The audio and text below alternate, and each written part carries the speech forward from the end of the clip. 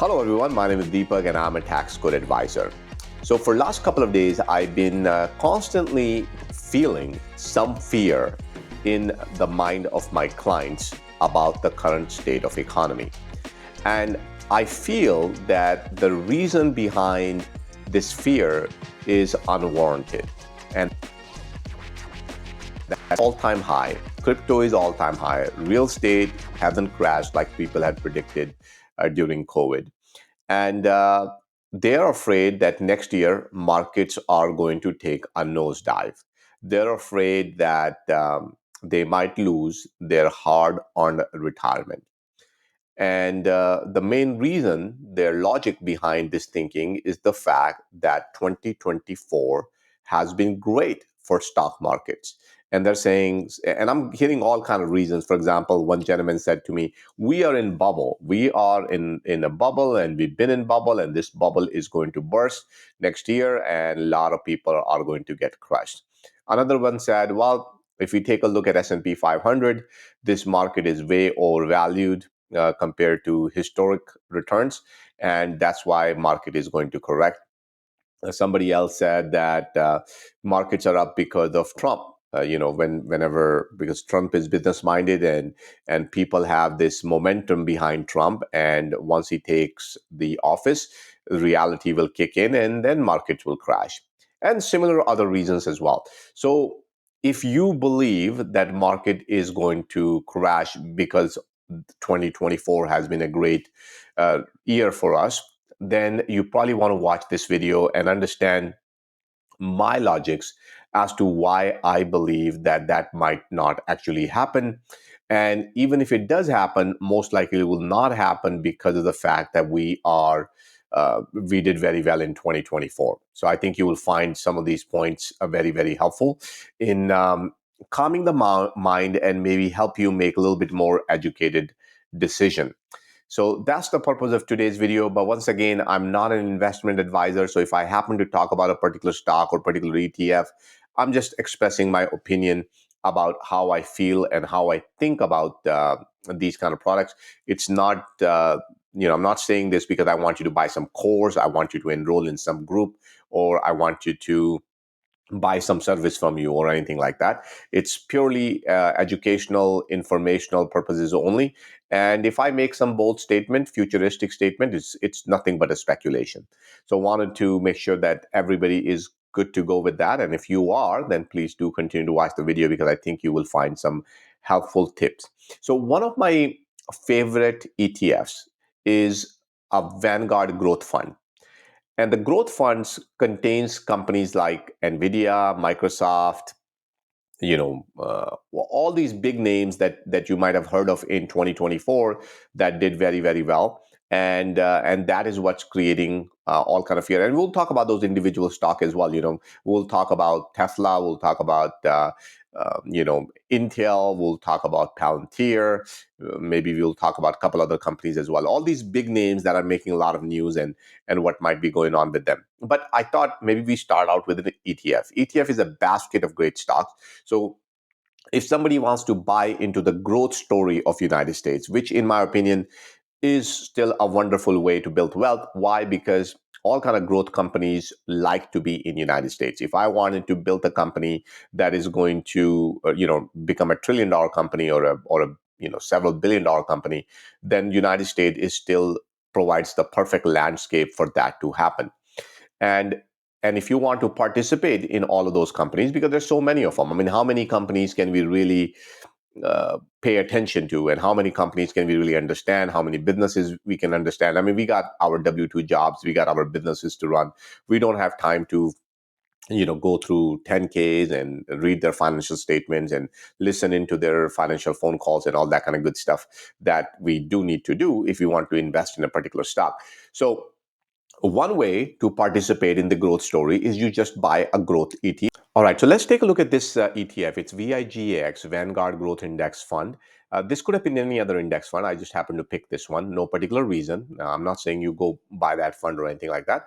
In your example, you can go Google whatever index fund you like. But the reason why I like using growth funds is because that's what people are talking about. People are talking about the NVIDIAs, Palantirs, Apple, Meta, Google. Those are the companies they're talking about, that these companies are all-time high, they're very expensive, and they're going to cause the big crash. That's why I picked the growth fund, because those companies are already part of this basket of this basket of fund. So we're good there. So what they're saying is that, look, in 2022, we had a negative 33% return. And then in 23, we had positive 45. And now in 24, we have another almost positive 40. So we have two great back to back years. And nothing can go on forever. Because we had two great years, more than likely we cannot expect to have another 40-50% return in stock market in 2025. That's the reason behind their thought process. Now, to these people, I would like to ask a couple of questions. I mean, take a look at the years before the crash. In 2019, we had 35% growth. 2020, we had 40% growth. In 2021, we had 27% growth. I mean, those were 3 years back to back where we had growth. And this is after that negative year. And this negative drawdown was not even that big. It was only, 4%. And then we had 3 great years. So question to you would is, what is stopping us from having another 20-30% growth in 2025 if I just look at the recent years? Now, if I go back even more, so we can see, for example, I don't really even find anything negative here, before this. But even if we just say, okay, this was, almost broke even, but after that, 1, 2, 3, 4, 5, 6 years of positive growth. So I guess the point I'm trying to say is, just because we had two great years, we are going to have a negative year in 2025 does not make sense. And I can let me pull up another ETF, for example. Okay, so this time I have put RPG. This is based on S&P 500 Pure Growth ETF by Invesco, just to kind of get a little flavor of what I'm talking about here. And if we take a look at the annual total returns, once again, same story as what I shared with you with the other ETF. 2018 was the negative year. Then we had 3 great years. You look at that, almost 30% growth consistently for 3 years. And then we have that negative year of 2022. We have a positive 23, and we have a positive 24.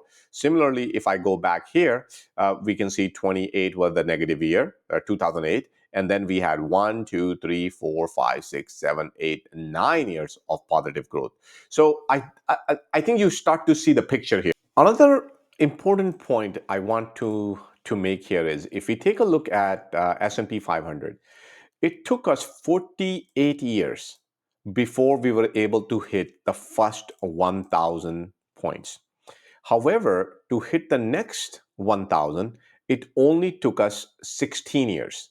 You can see, in 16 years, we were able to hit our 2,000 threshold. And to achieve the next 1,000, it took us less than 5 years. You see how fast the cycle has been changing. And to hit the next 1,000, it took us just 2 years.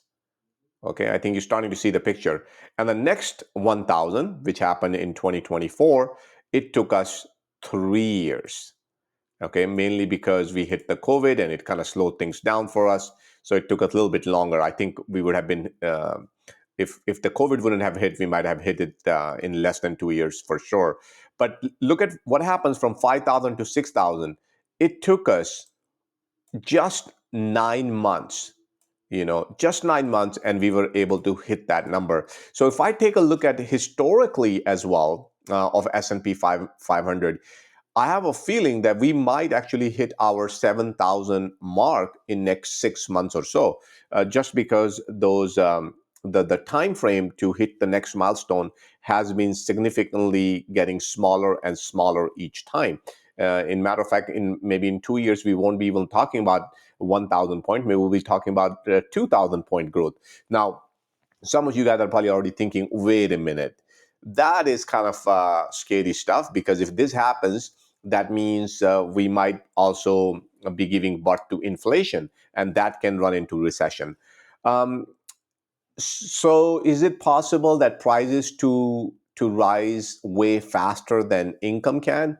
it is. And with Trump not willing to raise taxes and all that, so there is a possibility for that recession. And I think even a recession might be healthy for us anyway. At least in some areas, because some areas are indeed expensive. However, I don't think it will happen just because of the fact the stock market is doing very well. It will happen for other reasons other than stock market going touching new. So before I end this video, let's talk a little bit about what kind of things can possibly go wrong in 2025 that can actually pull this growth back, that can slow us down a little bit. Well, number one thing I always look out in economy is the labor sign. If we start to see high unemployment, that would be a struggling sign that economy is starting to slow down. So I'll be paying close attention to that. Number two, I like to pay attention to the earnings of these companies. You can take a look at the earnings of Nasdaq, earnings of S&P 500, earnings of any company that you're particularly interested in, and kind of pay attention to how are they doing. As long as earnings are still good and unemployment is low, it's very hard to slow down the economy, because those two things usually are the primary factor in the growth of our economy. However, we have a couple of other factors that are really not so much in control of public. They're really more government-related controls. For example, interest rates. If Feds decide to increase the interest rates again, obviously that can hamper the growth of our economy. So that could be one sign. Another thing is Trump administration. If Trump administration tried to make some moves that can have an impact on our economy, that can obviously slow us down. Trump is not that kind of a guy. He's a very business friendly guy. He always look at things from a business angle first before he looks at it from other point of view. So I don't think something like that will happen under his administration, but you never know. He's kind of a guy who makes random decisions. Sometimes he says stuff that at least I can't comprehend. I'm not saying that I don't agree with many of things he says. I'm just saying sometimes he says stuff that even doesn't make any sense to me. Like I have no idea where he's coming from. And when you are in charge and you say stuff like that and you implement policies that can have impact on people's life, that can be big problem for people as well. So that's another issue. Another issue is geopolitical conditions, right? We are uh, living in a very interesting age where America is drawn down to different areas, different conflicts, and that sometimes can have an impact on our economy as well. However, once again, I don't think Trump is that kind of a guy. If anything, Trump will say, hey, you do your business and let me do my business, and let's just keep going. I think he's not interested in getting involved in other people's business. And even if he does get involved in other people's business, I think he's going to do it in the most cost efficient manner possible. Another reason I think we will be just fine is because Elon Musk is part of the administration now, and Vivek Ramaswamy, and they are supposed to bring our debt down, and they're supposed to find more ways for our government to become a little bit more efficient, and probably get rid of all kind of red tape that business owners have to face when it comes down to grow their business, for example, or drilling or construction or other kind of regulations, and so forth. So I think overall, if I look at general picture of our economy, everything is pointing to a positive 2025. Okay. Having that said, we can run into recession for no reason at any time. It's really, recession is really a mood of general public. So if general public at any point feels things are not good and they decide to stop spending money, that can have all kind of ramifications. And then we are in a global economy. That means a lot of other countries are invested in the US economy as well. A lot of Japanese, for example, one of the famous one. Every time they make a trade, it had a big impact on the US economy. I was talking to a realtor in Vancouver recently, and he said, look, when China sneeze, Vancouver catches the cold. I'm like, what is that supposed to mean? He goes like, well, because so many Chinese invest in Vancouver that when Chinese markets are shaky, when those people are running into financial trouble, Vancouver usually gets hit very, very hard. So, I mean, that's what the global economy is all about. So, luckily, US has been managing it very well. There's a huge demand for dollar. People still feel safe with the US dollar and US economy. So world wants to invest in US economy. Now, I want to talk about some of these individual stocks and some of the other noise that I've been hearing, because there are a lot of YouTubers, pretending to be finance guru right now, and I want to alert people to be careful with those, because I met a couple of people who spend a lot of money with these gurus, and I think they have lost the concept of risk.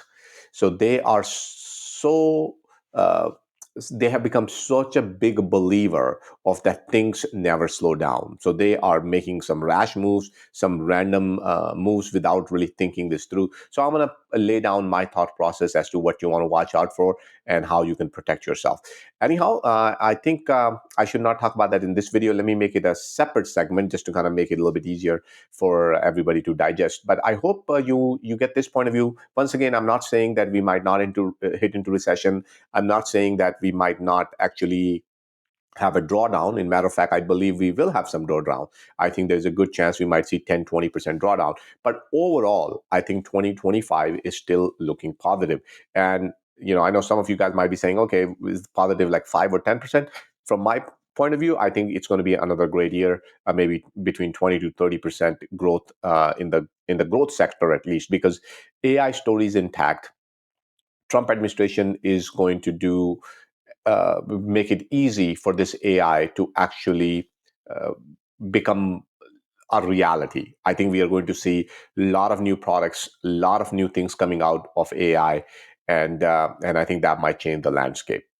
But in the meanwhile, there will be some volatility, there will be some turbulence, and I think as long as we have set up ourselves properly, as long as we are diversified, we are not taking too much risk, where we are not betting on one particular company, just doing the basic finance that helps us that stay to the ground, that helps us stay balanced, is so critical. So thank you so much, guys, for spending your last 15-20 minutes with me. My name is Deepak. I'm a tax code advisor. I'm not here to give you investment advice. That's your business.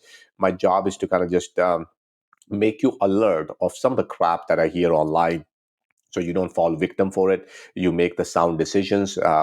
So watch out the second segment, when I'm going to talk about some of these hypes on YouTube. Especially, people are talking about Tesla, Nvidia, Palantir, SoFi. I think those are some of the main ones that I'm hearing. I'm going to give you, Intel is another one, and Boeing is another good company that people have been talking about. So I'll talk about all of those in a separate segment as well, just to kind of give you an idea as to, what my thought process behind some of this hype is. All right. Thank you so much for spending your time with me. If there's anything I can do to help you out with taxes, just reach out to me via taxcodeadvisors.com. And if you like the video, then subscribe to the channel. I'll see you soon. Thank you. Bye-bye.